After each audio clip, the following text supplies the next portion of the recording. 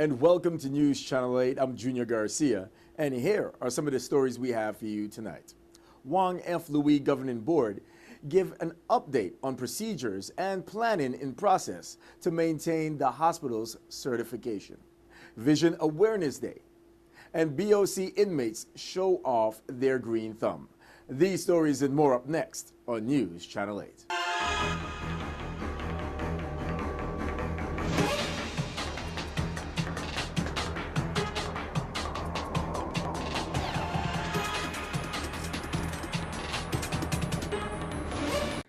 News Channel 8 is brought to you by Omega XL. Experience Larry King's breakthrough secret to joint pain relief, Omega XL. To order or find out more information, call 1-800-298-1647 or check us out at asseenonchanel8.com. In our top story tonight, Dr. Kendall Griffith said that the Virgin Islands community should take comfort in knowing that the hospital leadership, in cooperation with the territory's elected leaders, is paving a sustainable pathway forward for Wang F. Louis Hospital. An afternoon meeting of the St. Croix District Governing Board provided an opportunity for board members to discuss hospital matters with a quorum for the first time in over a year. We are again open for business, JFL Hospital Board Chairperson Dr. Anthony Ricketts said. He then announced two new board members, Troy DeChabert Schuster and Kimberly L. Jones, as appointed to serve by Governor John P. DeYoung, Jr. I am grateful to Governor DeYoung for appointing two additional nominees to the District of St. Croix Governing Board and to once again have a foundation in place for hospital governance, accountability, and overall management, Griffith said. He then presented a detailed update on the progress underway to maintain certification of JFL. We are preparing for an upcoming meeting with officials from the Centers of Medicare and Medicaid Services, CMS, scheduled for Friday of this week in Baltimore, Maryland, and feel well prepared to discuss the improvements underway at JFL, Griffith said. We intend to show CMS and the Virgin Islands community how serious we are in addressing our deficiencies and bringing increased quality care to JFL, he concluded. Referencing the strategy of engaging the law firm Ropes and Gray, Griffith stated, "We engaged legal counsel not to fight CMS but to assist JFL in the process of avoiding decertification. We are maintaining a collaborative relationship with CMS." In other news, Governor John DeYoung submitted to the 30th Legislature a health insurance contract for government employees, retirees, and their dependents hours after having received the Health Insurance Board of Trustees. But DeYoung's submission did not come without his objecting to a $6.24 million increase in the cost of the government's portion of the health insurance premiums. And as a result, he today transmitted the contracts without his signature. DeYoung wrote to the Senate President Sean Michael Malone today, consistent with correspondence dated August 11, 2014, August 14, 2014, and September 15, 2014, together with the lack of an identified funding mechanism to cover the anticipated $6.24 million increase in the government's portion of actually 65% of the insurance premiums. I am unable to sign and approve these agreements.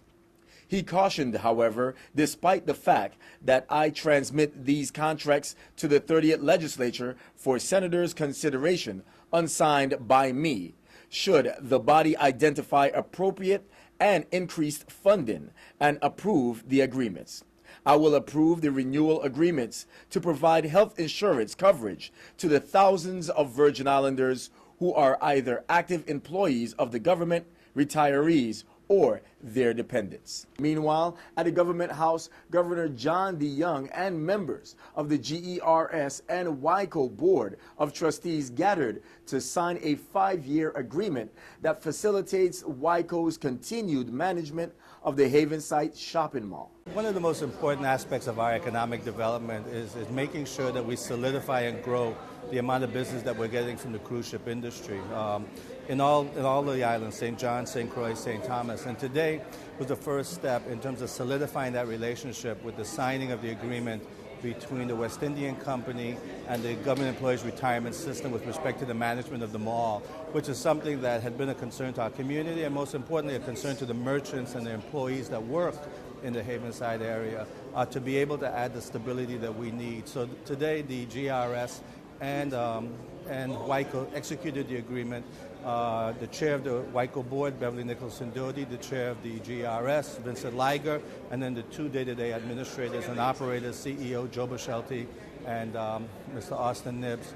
So I think this really shows that that investment is being made. And as a result of this, we're doing a number of things with respect to looking at the new dock facility on St. Thomas and analyzing the feasibility of that.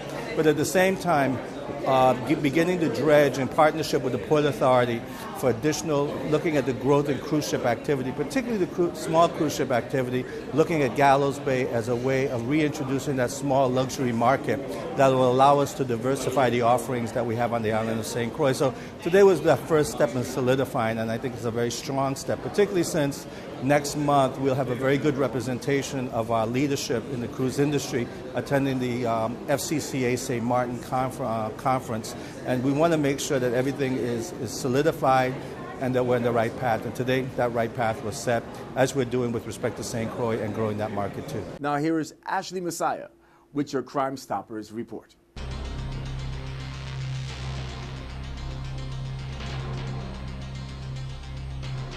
Good evening, everyone. This is Ashley Messiah with your weekly Crime Stoppers. Effective next week, we shall also pass tips and suggestions on how to stay safe in your neighborhood, at school, at work, or at home. We'll continue to ask you to report any information that you may know on any crime that has occurred or may be in the planning stages. We will continue to submit them to the media as we have been doing all along.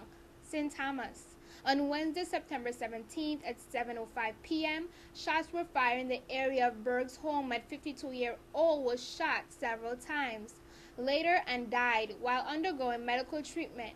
If you have any information about this crime, please contact the Major Crime Unit 911 or Crime Stoppers. St. John, on Wednesday, June 18th at about 6:10 p.m., a woman went to the Landers Dragons Command and reported that while parked in the entrance to the Oppenheimer's Beach, a black Samsung Galaxy Tab was stolen from her vehicle between the hours of 12 p.m. and 5:55 p.m. This is an open request to the residents on St. Croix, especially to those whose communities are being plagued by gunshots frequently. We are asking you to take the opportunity to help put an end to the problem. Call Crime Stoppers or any law enforcement agency. Individuals are coming into your community to create havoc. Our children cannot sleep or go outside to play, nor enjoy the playgrounds. Isn't it time to put an end to this nonsense? Let us not bury another young man or young woman. Call now with whatever information you may know, no matter how small. Help make a difference. We thank you for your continued assistance. Speak up. Be a part of the solution. Tell us what you know about these or any other crimes. Go to www.crimestoppersusvi.org and click on Submit Tips or call 1-800-222-TIPS. That's 1-800-222-8477. You can also text USVI plus your message to crime at 274637. All three of these methods will keep you anonymous. If your tips leads to an arrest or the recovery of stolen property, illegal drugs, or weapon, you will receive a cash reward to be paid according to your instructions. This is Ashley Messiah reporting your weekly Crime Stoppers for News Channel 8.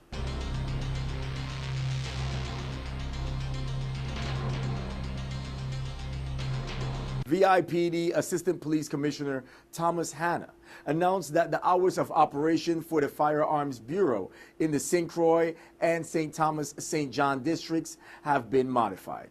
Persons having business with the Firearms Bureau should note that the offices will be open from 8:30 a.m. to 3 p.m. Monday to Thursday. The offices will be closed to the public on Fridays. The office is also closed on weekends and government holidays. Stay tuned, we have more news straight ahead. This is News Channel 8.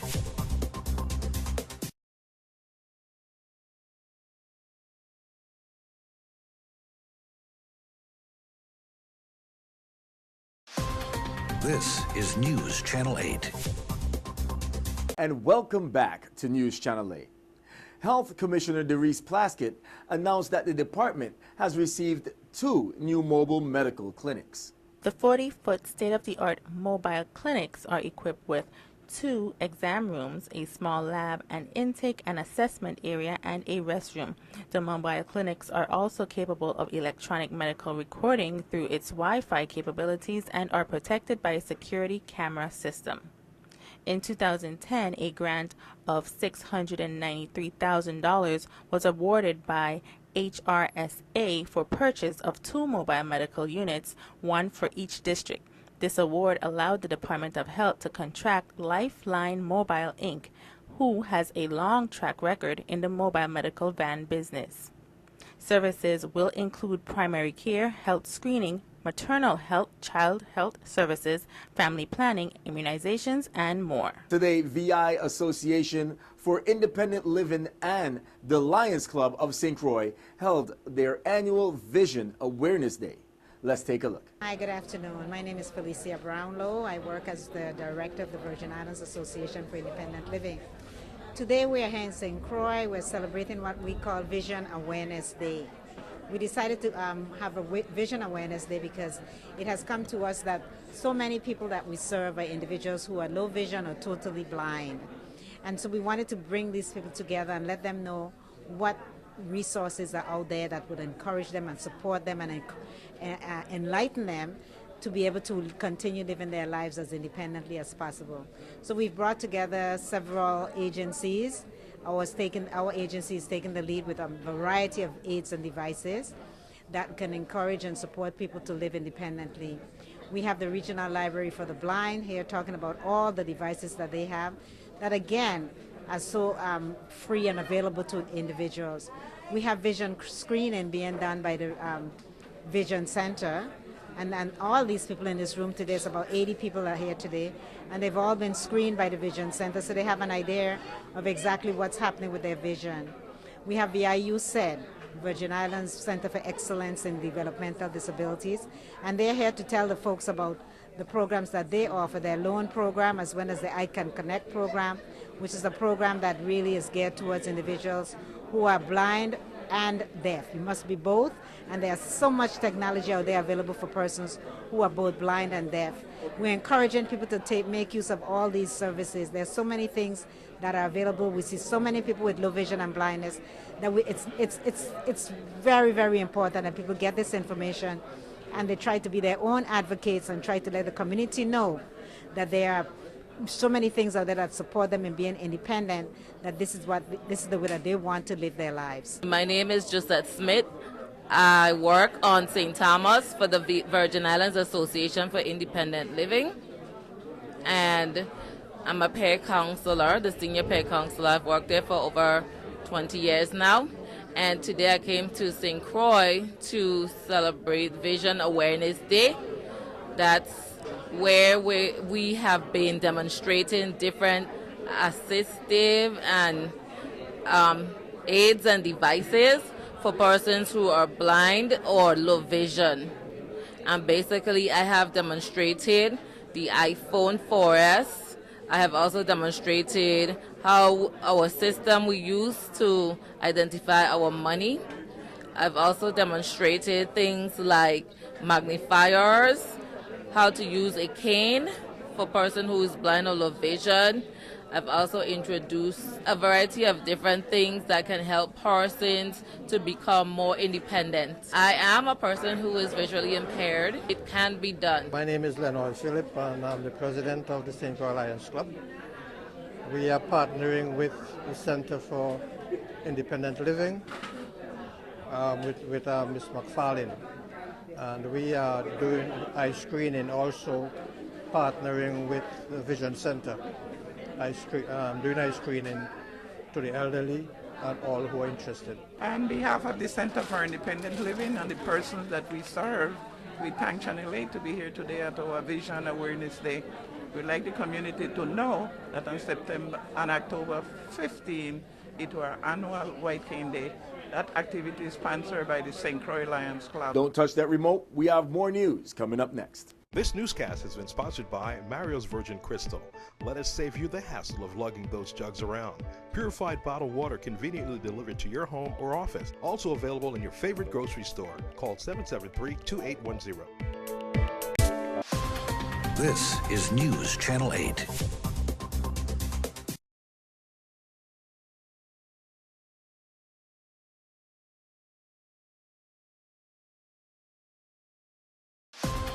This is News Channel 8.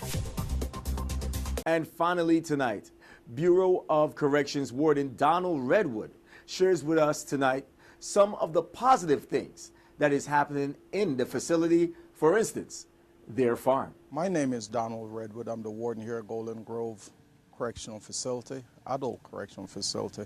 I'm with Assistant Warden Diane Prosper, and we're here this morning to discuss many of the positive things that's occurring here at Golden Grove.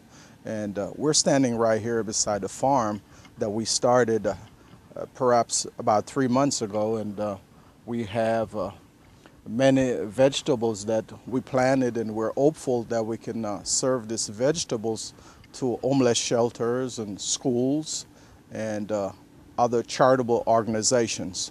So the inmate actually planted these vegetables with the assistance of Mr. Molyneux, and these items are in fact getting quite close to harvesting. We have cucumbers, peppers, tomatoes, carrots, some green leaf vegetables, some corn, okra, tomatoes, thyme, sorrel, and among other vegetables. And we think it's real promising that we're going to be able to aid the less fortunate in the community.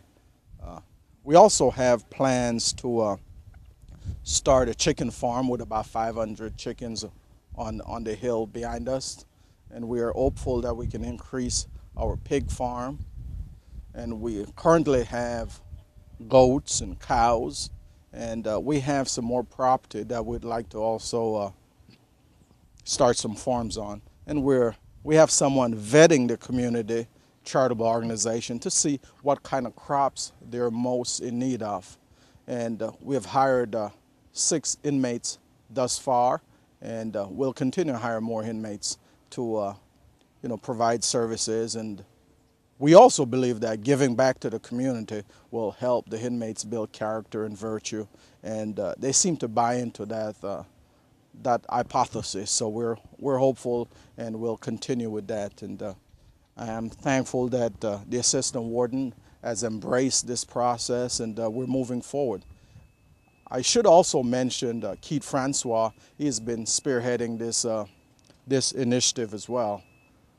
And Mr. Molyneux has been volunteering his time each morning, and sometimes in the afternoon as well. The assistant warden just shared with us that the inmates are highly committed, and we think it's promising, and we think it will continue, and we're thankful for that. Don't go anywhere. We have your weather coming up next. Your weather coming up next.